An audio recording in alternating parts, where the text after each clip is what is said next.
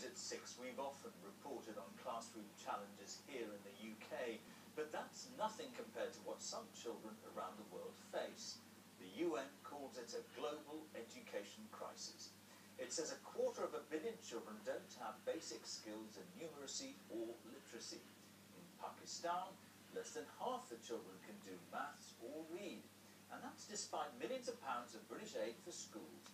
As Aleem Maqbool reports from Sindh province in Pakistan, some of those schools don't even exist. Coming to the end of a hard day's work, but Devo should be at primary school.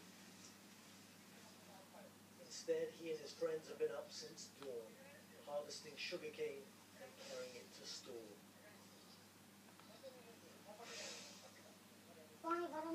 Devo isn't sure exactly how old he is. From what he told us, barely understands the concept of what a school is. He's not the only one. It appeared that farming around here was being done entirely by young children.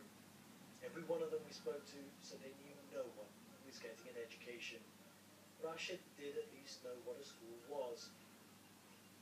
It's my dream to go to school, he told us back in the village. But since there isn't one in this area, I'll never be able to. So in a province which has been given huge sums of foreign aid for education, including tens of millions of pounds from the British government, why are so many children missing out on schooling? Here's one reason.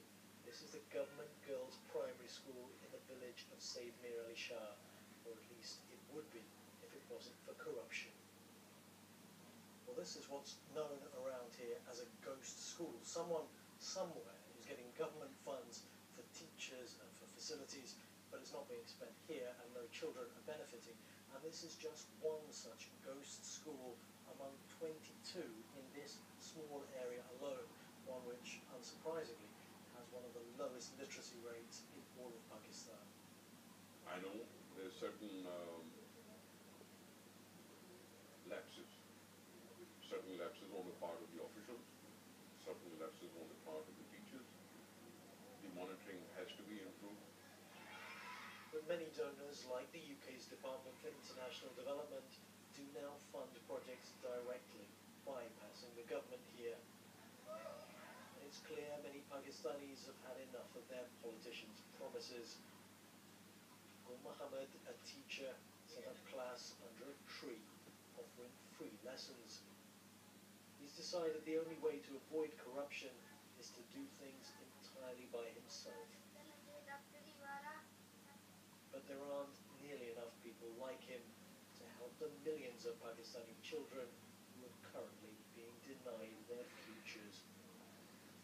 Aleem Maqbool, BBC News.